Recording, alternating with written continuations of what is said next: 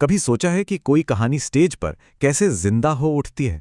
चलिए, आज पर्दा हटाते हैं और देखते हैं वो कौन से जादुई तत्व हैं जो एक सीधी साधी कहानी को एक कभी न भूलने वाले नाटक में बदल देते हैं। तो आखिर वो क्या चीज है जो किसी कहानी को सिर्फ किताब के पन्नों से निकालकर सीधा दर्शकों के दिल में उतार देती है? चलिए मिलकर इस गुत्थी को सुलझाते हैं। देखिए, नाटक का असली जादू ना उसके परफॉर्मेंस में है। ये सिर्फ शब्दों का खेल नहीं है, बिल्कुल नहीं। ये तो एक पूरा का पूरा अनुभव है जिसे देखा जाता है, सुना जाता है और सबसे जरूरी महसूस किया जाता है। तो मूल खाका, हर नाटक की नींव। देखिए, कोई भी बेहतरीन नाटक हवा में नहीं बनता। उसकी शुरुआत होती है एक मजबूत नींव से, और ये वो बुनियादी तत्व हैं जो सदियों से कहानी सुनाने की इस कला का अटूट हिस्सा रहे हैं। तो सबसे पहले आता है विषय या थीम। असल में ये कहानी का वो सेंट्रल आइडिया या वो मैसेज है जिसे लिखने वाला हम तक पहुंचाना चाहता है। मतलब ये कहानी के पीछे का क्यों है, कि आखिर ये कहानी कहीं ही क्यों जा रही है। जैसे शेक्सपियर के रोमियो और जूलियट को ही ले लीजिए। यहां पर एक सेंट्रल थीम है रोमांटिक प्रेम का जबरदस्त स्वरूप। मतलब यहां प्यार सिर्फ एक एहसास नहीं है, बल्कि एक ऐसी ताकत है जो पूरी कहानी को चलाती है और उसके हर एक मोड़ पर अपना असर डालती है। बहुत सही कहा गया है कि कथानक यानी कि प्लॉट नाटक की आत्मा है। बिल्कुल, ये वो ढांचा है, वो कंकाल है जिस पर पूरी कहानी की इमारत खड़ी होती है। यही कहानी को एक शक्ल और एक सही दिशा देता है। तो ये कथानक या प्लॉट होता क्या है? ये घटनाओं का एक लॉजिकल सीक्वेंस है। एक शुरुआत होती है जहां हमें सिचुएशन के बारे में पता चलता है। फिर आता है मध्य, जहां कहानी आगे बढ़ती है, एक्शन बढ़ता है। और आखिर में आता है अंत, जहां कहानी की सारी घटनाओं का समाधान होता है। ये पूरी यात्रा ही प्लॉट है। अब कहानी का ढांचा तो बन गया, पर उसे चलाएगा कौन? किरदार, कैरेक्टर्स। इनके बिना तो कहानी हो ही नहीं सकती है ना।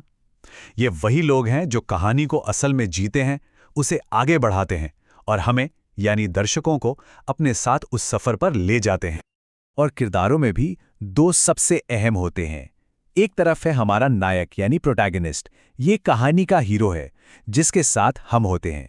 और दूसरी तरफ है खलनायक यानी एंटैगनिस्ट, ये वो किरदार है जो नायक के रास्ते में खड़ा होता है, उसे रोकता है। इसी टकराव से तो कहानी में मजा आता है। चलिए, तो अब तक हमारे पास कहानी का ढांचा और किरदार दोनों हैं, पर ये अभी भी अधूरे हैं। अब वक्त है इसमें जान डालने का, इसे आवाज और एक दुनिया देने का। और वो आवाज है संवाद यानी डायलॉग। ये सिर्फ किरदारों की आपस की बातचीत नहीं है। संवाद तो कहानी का इंजन है। हर एक शब्द, हर एक लाइन किरदारों के राज खोलती है, कहानी को आगे धकेलती है और उसका जो असली मतलब है ना, वो हम तक पहुंचाती है। अब आवाज तो मिल गई, पर यह कहानी हो कहाँ रही है? यहीं पर आती है सेटिंग, यानी वो समय और वो जगह जहां कहानी चल रही है। ये बहुत जरूरी है, क्योंकि यही तय करता है कि किरदार कैसे बोलेंगे, क्या पहनेंगे और कैसा बर्ताव करेंगे। जरा सोचिए, द मर्चेंट ऑफ वेनिस की कहानी 16वीं सदी के वेनिस के बिना कैसी लगती?